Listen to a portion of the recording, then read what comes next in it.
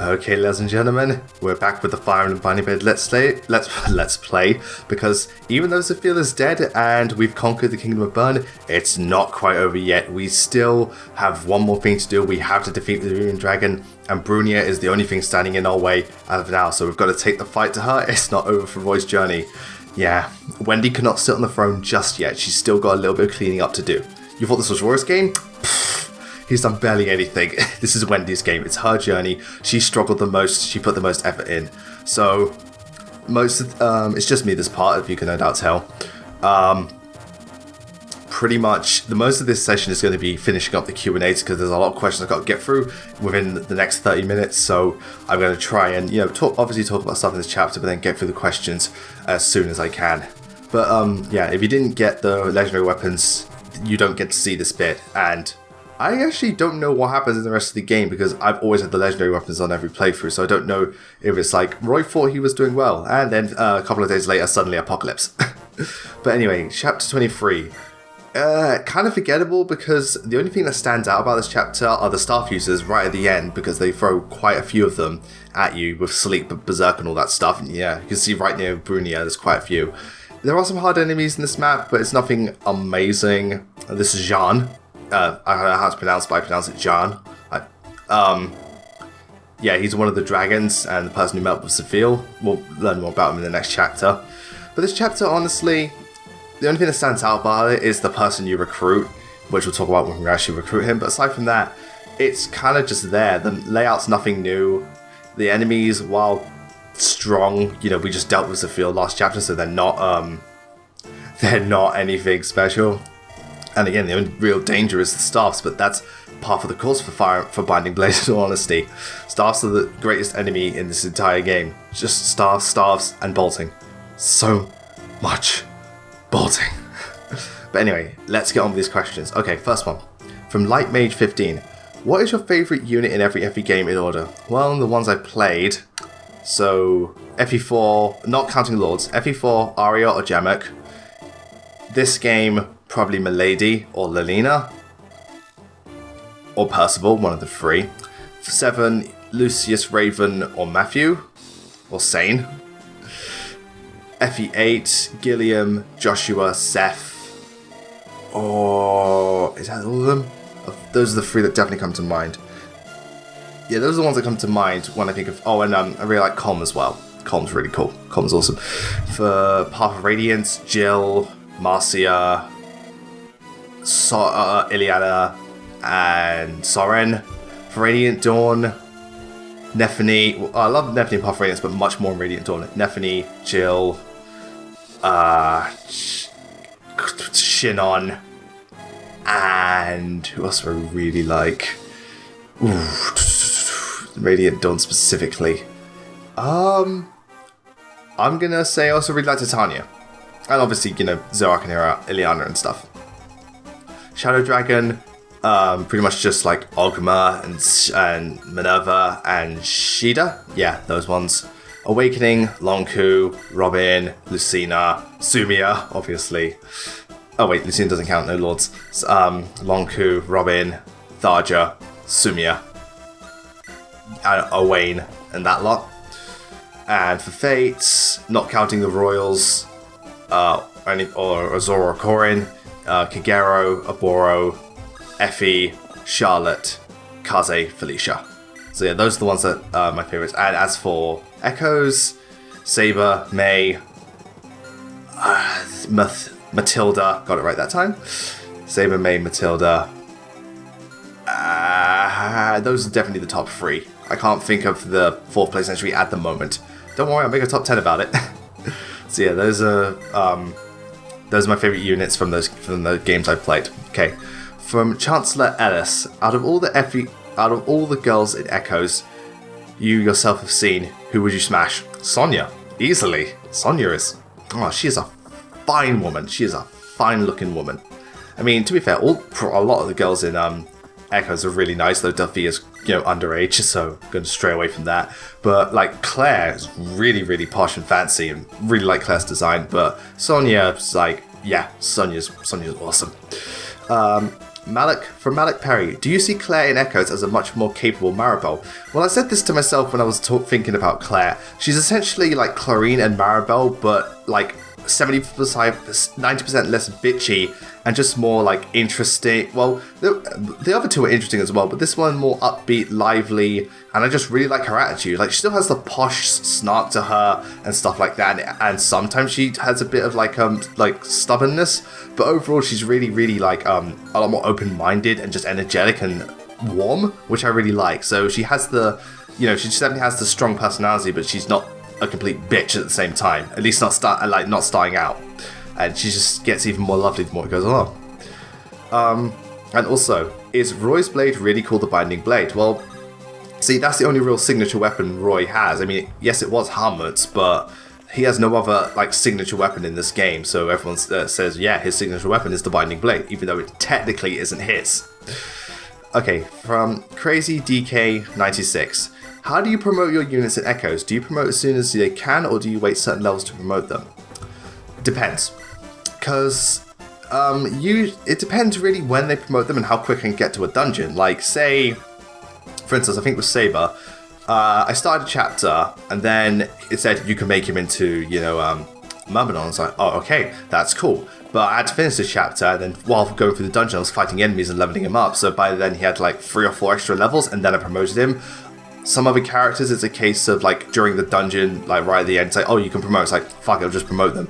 So it varies. Generally, I'll give them maybe 1 or 2 or 3 level ups. Not too many. I don't like grind for ages, because like Echoes can kind of get dull just normally. So grinding forever would make me want to like smash this 3DS over my head out, boredom. But I always make sure that the units have at least like the experience bar is at like gone past, like there's no like only 40 XP left. There has to be like a minimum of 70 left before I consider that, because then it will feel like, it wouldn't take too much time to just level them up. Oh, and this is Carl, or Carl, if you want to pronounce it. He's a character in Fire Emblem 7. He's actually Fur's uncle. His sister Carla, unfortunately she's not alive in this game, but she was in FE7 as well. So yeah, he's a recurring character. So all you have to do is you have to go to the village as either Barter or Fur to recruit him. I chose Fur because, I've used Fur more than I have Barter, and, might as well have her in that one last time, bless her soul. From Arcana, what is your favourite Doctor Who episode? It's either Doomsday, because Cybermen vs Daleks, that's just awesome. Empty Child, because that's incredibly well written, and so is Blink. That's very, very, very good episode. I really like Tooth and Claw. That was just really cool Victorian era werewolf type story. I really liked it. Are there any other ones in particular I really, really like? I can't really think. The Master Trilogy they had, that was really good with Martha at the end of Season 3. And also, I swear there was that one episode, some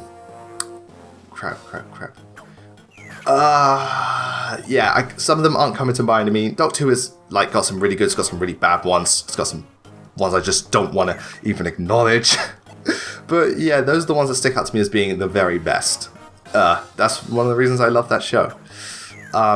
Okay, from... Oh, and also, Arcana asks, would you like another Fire Emblem game in the structure of Radiant Dawn?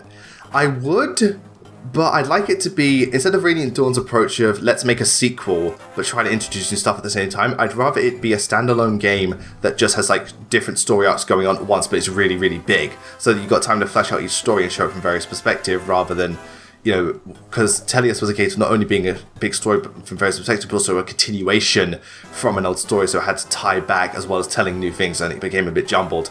Honestly, I think the best way they could have gone about it, I know they didn't do this, was like, let's say they really wanted to flesh out Echo's story, they just do that. Certain parts you play as Arm, certain parts you play as Celica, and it's like, they just make it really big and massive, rather than Echo's relatively short length. So yeah, that's how I would, I would like it, but I'd like it to be standalone rather than a sequel, just so you can build it from the ground up within that really big story frame. So I think, yeah, I'd like to see it redone in that structure, just properly. Okay. And, okay, actually has quite a few questions. Can you think of some third-tier classes to introduced later in the series? Yeah, that's quite easy. Pretty much the classes Fates introduced, like the Malik Knight, the Ninja, the Maiden Butler, make them third tier classes. So you can have like Basilisk or Revenant Knights. For Dark Knights, you could make them Phantom Riders, or something like that, or Phantom Knights. For like Maids and Butlers, they could be like valets, or like maybe, I don't know, assistant doesn't sound very intimidating, but you get the idea. For ninjas, you could have like ultimate ninjas or shadow ninjas, or something like that. or like ancient ninjas, I don't know. And like for Oni chieftains, you could have like Oni. I'm trying to think, like I don't know. There's Oni Savage, Oni Chieftain, and like maybe Oni Master or Oni Oni Deity, or something like that. Or like for Berserkers, instead of going from like Brigands to Berserkers, you go from Brigands, Berserkers to Maniacs, or like Reavers. That would be really, really cool. So yeah, just like the classes that don't have them yet, I could easily see lots of third tier possibilities. I think they would be really, really awesome. Or like for Nomad, Nomadic Trooper, Nomadic Chieftain. That would be really, really damn cool. Stuff like that. So those are third tier classes I can think of. Here's one. Have you ever, on your first run of Fire Emblem game, used a shit unit and accidentally got RNG blessed and didn't realise they were shit until later? Yeah, Wendy. Wendy was the case of I didn't realise he was shit later, which is why I put Wendy in underrated use, only realising later. 1, personal experience means nothing in determining their worth. 2, oh wait, she actually is shit. It's just that I happened to get really fucking lucky with Wendy. So yeah, Wendy was the one unit I used, did not know she was shit, and then realised later, oh wait, Wendy's shit. Wow. So yeah, Wendy is the one. But I put a lot of faith, love, and care into Wendy, and she takes down the king. So I feel like I'm rewarded for it. I'm like the one person who can make Wendy good, but hey man, I'm gonna live with it. But anyway, this is Carl. What's interesting about Carl is that his minimum growth rate resistance is 100%.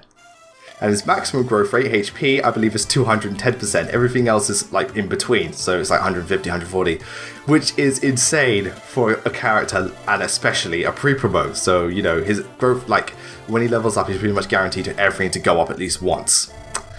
As a unit, just at the end game, a really strong pre-promote definitely can be really good asset to your team if like say Fur or Rutger aren't particularly strong. And again, he's going to level up. He's level 19, so he can only get 1 level. Like, if he was level 1, that'd be disgusting. Like, that would be growth rates for 20 levels. No way. So, yeah, if you want to use him, go for it. Definitely worth using if you feel like it. If not, you can just put him on the bench. But, he's definitely someone... he's definitely not worthless. He's definitely worth something. Okay, next question from Manuel Karma. Favorite holy weapon in genealogy? Forseti, I think I like the most, mainly because it's for a legendary weapon, it's relatively early, and also plus 20 speed. That's fucking ridiculous. Like, I didn't need the plus 20 speed, but hell, I'll take it. So, that one I quite like. That one is pretty damn cool. From Nicola Didik. Yeah, Nicola Didik. Any anime you're watching this season? Yes, in fact, I'm watching many. I'm watching the second season of My Hero Academia tournament arc, so, awesome. Watching the second season of Titan. Yeah, it's been long overdue, but I'm getting back into why I love it, and I'm really enjoying it, and the angle they're going. It's got some really great moments. I'm watching the next arc of Berserk. Admittedly, didn't start very strong, but now we're getting into the really good stuff, and I still think the Berserk CGI series is underrated just because people hate the fact it's CGI. I'm still really enjoying it. Granted, it's not perfect, but I really like it for what it is. And I'm watching new stuff. I'm watching Kado, The Right Answer. One of the most intriguing animes I've ever seen. It's really, really fascinating and really well written and clever. I think it's really interesting. I've recently started watching Recreators, which not only is awesome, but again, it's also really interesting. Just the concept of, fictional characters meeting their creators in real life. It does pose a lot of questions, especially because some characters ask, why would you write me this way? Why do I have to suffer this much? So, it's really interesting to with this concept, and I can imagine a lot of people thinking, how would like maybe Lucina react to the people who made Fire Emblem? Like, why do I live in such a shitty future? Why is my life horrible? So yeah, Recreators is really damn cool. I'm watching The Royal Tutor. I know it's considered yaoi bait, but I really like it. I think it's interesting. I love its style of really dry humor. It has some actual dilemmas in there and actual interesting character moments, and I think it's pretty cool. I know it's just meant to be kind of like silly, lighthearted, just fangirl stuff, but for what it is, I quite like it. God damn it, the criticals. But I like Royal Tutor. I can't remember what this one was called, but it was called like Magical Instructor Bastard something. That one I liked, though I'm not sure about the direction they're going, because it started out really damn funny, and it was funny, but now they've taken things more seriously, and I don't know if it works. I'm still enjoying it, but I don't know how much I'm enjoying it in comparison to how it started. I'm not sure I'm enjoying the direction the series is going. What I'm watching? I'm watching Clockwork Planet as well. That anime is flawed, but it has a lot of charm and character to it, which I really like, and a cool concept. Definitely has some issues with its writing and stuff, but there's something about the show I just really find appealing, and I think it's a fun watch. Oh, is there anything else I'm watching this season? Crap. I swear. Oh God. I can't remember. Shit. 1 second. And I'm also watching Grand Blue Fantasy, the animation. Guys, it's pretty much, it's like, it's very it's like a typical fantasy style adventure thing. Kind of has a Fire Emblem feel with like party members and stuff, but it's really, really just like really enjoyable, especially if you're into that type of thing.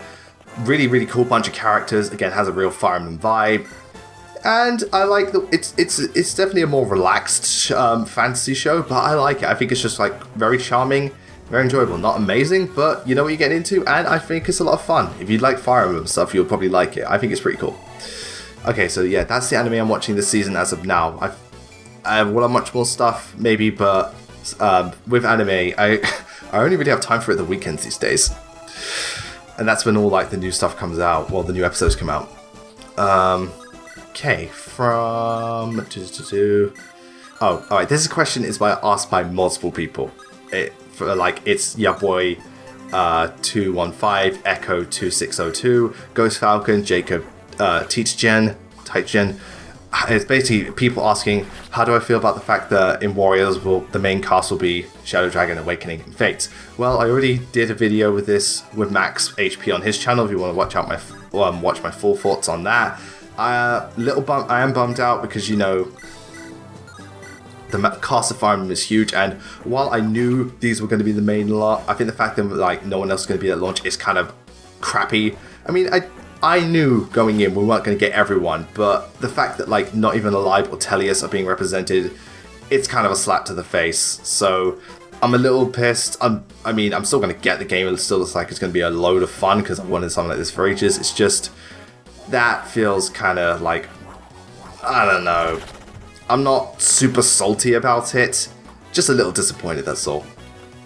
I'm still gonna hopefully let's play and stream that game as soon as it comes out though. And who knows, maybe they'll force my hand and I'll have to buy a fuck ton of DLC, because Jesus Christ, Koei love their DLC. Okay, next question is from Logan Dunleavy. Would you be able to play Bravely Default on the channel? I think you'll enjoy it. If you have played it, what's your opinion of it? I have Bravely Default. I haven't played it yet because my backlog is god-awful. But I do plan to, and I will let's play it for the channel at some point once I get the Frida's Capcom stuff. I've been hearing great things, and it's an RPG I'd really like to invest some time into, so once I get around to playing it, I really look forward to, because I've heard it's really, really great, so, And if it's good, I'll pick up Bravely Second Layer. Yeah. So yeah, one day hopefully. Okay, from Enrique Pizarro. Have you played Classic Mega Man, and what's your favourite Robot Master from each game? Yes, I have played Classic Mega Man. Classic Mega Man is a lot of fun, it's a bit frustrating, but I really enjoy it. Mega Man 2 being my favourite. Favourite Robot Master? Mega Man 1 Elect Man, Mega Man 2 Metal Man, of course, Mega Man 3 Snake Man, Mega Man 4 Skull Man, Mega Man 6, because I haven't played 5, Nightman, Mega Man 9, Haven't played 7 or 8. Magma Man and Mega Man 10, Blade Man. So yeah, those are my favourites. From Francis Aiello, are there any units who became way better than they're supposed to in any of your playthroughs? Yeah, Wendy's been ridiculously good at every single one of my playthroughs, and she's one of the worst units in the game. Sophia in this playthrough has become way better than she should be. Trying to think. Any of her has been really good. I remember one time Amelia became really good in Sacred Stone. She was ungodly fast for thingamajig for a general, but then again she starts out as like a trainee and she becomes paladin. Soph actually got really good in my most recent Path of Radiance run, and I was surprised. Aaron got, like, I know he's not a bad unit, but he got really, really, really, really good in one run, because he didn't, like, his speed was actually pretty competent. He was doubling quite a few Laguzlu units, and on top of the fact that he's a massive tank. Anyone else got really, really good that isn't meant to? Yeah, Tsubaki, first playthrough of Birthright, outdid Hanoka in like every way. He was really, really impressive on my first playthrough. So yeah, those are the ones that got better than they should have. Okay. From Mega Master 1021. Should archers keep their increased range from echoes in future games? No, because I think it works in terms of echoes because there are only so many because there are limited classes and there are only so many units that can hit from range. Like the only ones that can are like lance users with javelins, archers and mages and stuff like that. Can't remember if there's any others, but yeah, those are the ones that hit from range. Whereas in other fighting games, you've got loads more units with being able to hit from range and stuff like that. But there's also more classes and stuff. And I can imagine if archers kept that thing, a lot of the other classes just get destroyed. Like Pegasus Knights already get really hurt, but then you've got Wither Knights to consider. I reckon they'll be able to take down quite a few of like the don't know, just some of the other classes is like Dark Mages because they're usually really damn frail. So yeah, I think the system, it works for echoes, but not for a more traditional Fire Emblem game. So yeah, system, unless you make a game similar to echoes, don't bring it back. It's cool for what it is, but it won't work in the context of everything. And he also asks, heck, do you think they should keep the mechanics from echoes for future games? Certain ones, yes, like Miller's Turn Wheel, without a doubt. Weapon skills, certainly. The bonus EXP system I quite like, even though it's a very little thing. So those things, yes. Other mechanics, no. Fatigue, while I don't mind fatigue, it works in the sense of dungeon crawling, but, what was it? Like other fighting games, I wouldn't bother with fatigue. And I seem to have had a brain fart. I'm just not moving at all. Oh, there we go. So I don't know when I'm recording. I just stopped at the keyboard. So yeah, certain mechanics, yes. Other ones, no. But definitely like the turn wheel and the weapon skills. That'd be awesome. Next is from. Oh god, I don't even know if I can even finish these ones. Okay. Next is from Liam Mulkerns. What is your favourite skill from Fire Emblem series and why? Well, I did a whole video on my favourite skills. It's pretty much the skills that instantly kill you, like Lethality, or the ones that just deal really big damage, like Eclipse, Lethality, Luna and Radiant Dawn, Astra. Those are ones that just do fuck tons of damage. Those are my favourite skills. And what's your favourite Awakening shipping? Well, I would say Robin and Sumia, but I don't really count that because Robin's my avatar. So my favourite shipping, probably Na and Yarn. I think they're adorable, or Wayne and Cynthia. I really love those two. They're like made for each other. Am I asking too many questions? No, you're fine. Don't worry. From Epic Link Sam, would you like to see guest characters in Fire Emblem? Yeah, I'd love to see crossovers from other games. Put some Zelda in there.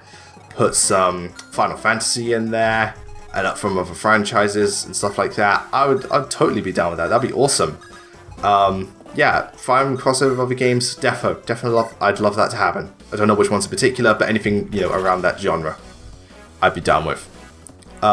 Cody Martin, if they're aiming at Blazing Sword, what do you think will happen to the Avatar character since he wasn't playable to begin with? Knowing intelligence systems, they'll either make him playable or just have him actually talk in the story. Because like Lynn and Eliwood and Hector, they do talk to directly. and then it pauses, and then they say stuff like this, like basically you have spoken, you just don't see it. I think they'd actually give like Mark a face or like a customized face, and he would actually talk. I don't think they should make him fight. I'd like them to stick with that, but I think definitely make him talk. I think that would be cool. Or give us multiple choice. Like, let us be an avatar. From once again, sorry, mispronounced, Stylish Quazadia, whatever. Could you rate the S from each game in order, least favorite to favorite? So Zeus, Nino, he's person asking Zeus, Nino, Ewan, Alencia from Fire Emblem 9, Peleus. Least favorite is probably Zeus, then Peleus, then Alencia, then Ewan, then Nino. So yeah, those are favorite to least favorite to favorite. And what are your thoughts on Null from Sacred Stones? Null is a cool character, definitely tied to the plot quite a bit. I don't think of him as much as a unit, and though his supports of other characters aren't particularly impressive, it's more, he's good for plot reasons, but not much else out of that personally. That's what I think. Okay. Next from Dennis Kwan. Do you think Geology and Thracia, pronounced Judge Drool series? Yeah, Judge Drool. Do you think the Judge Drool series is the most underrepresented, underrated series in all of FE?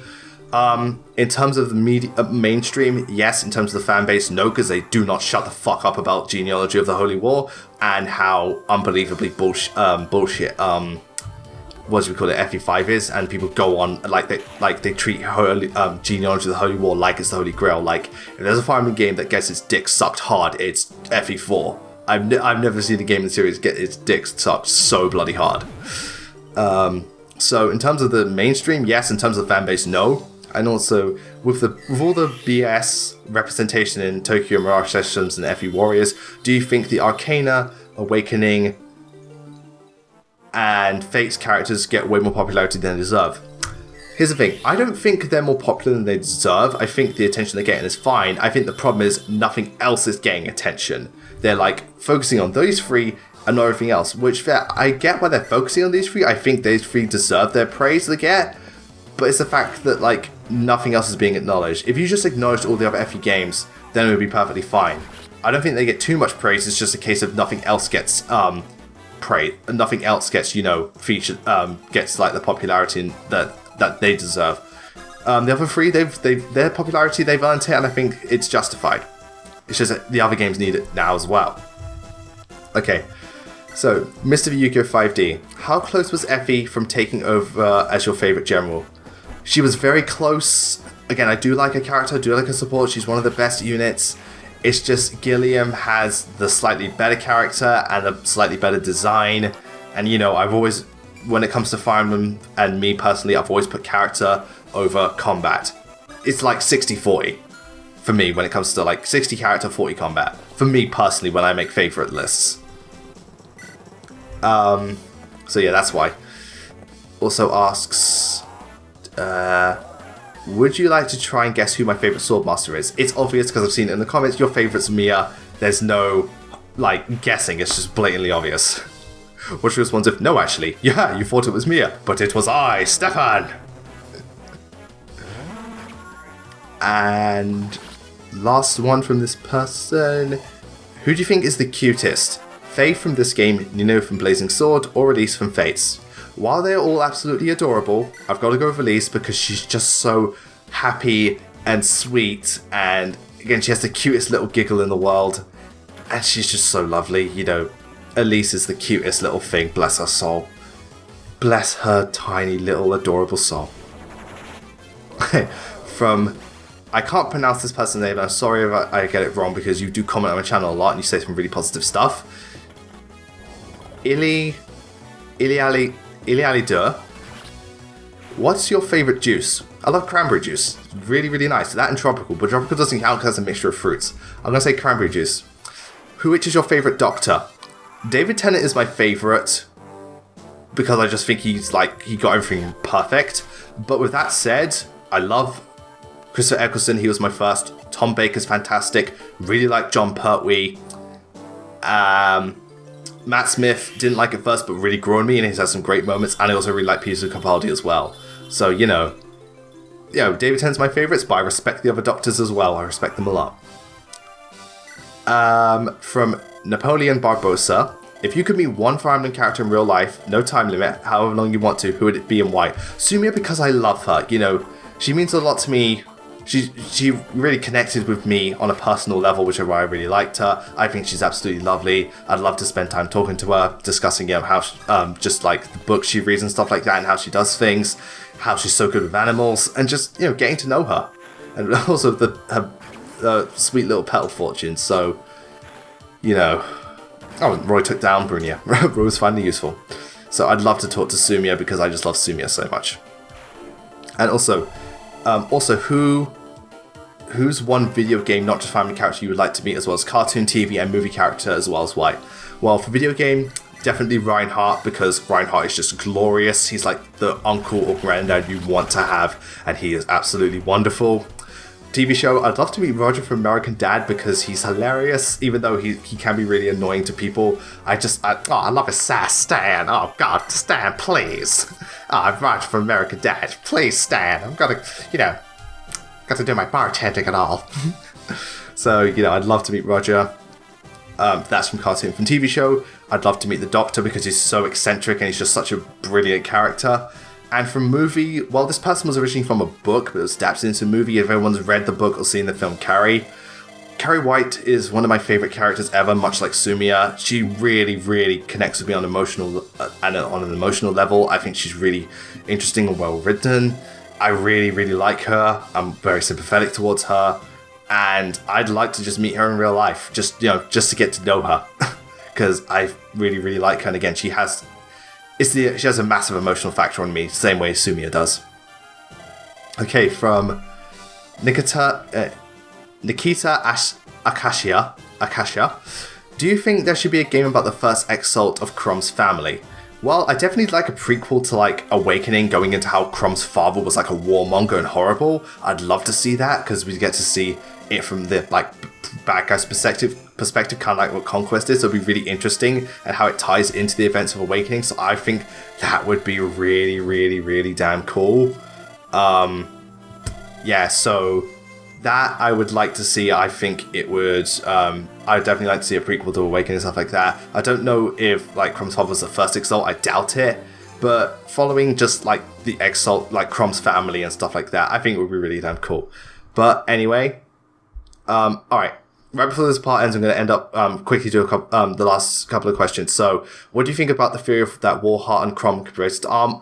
I'm down with that, especially with Warheart and Arm. I really do see the connection.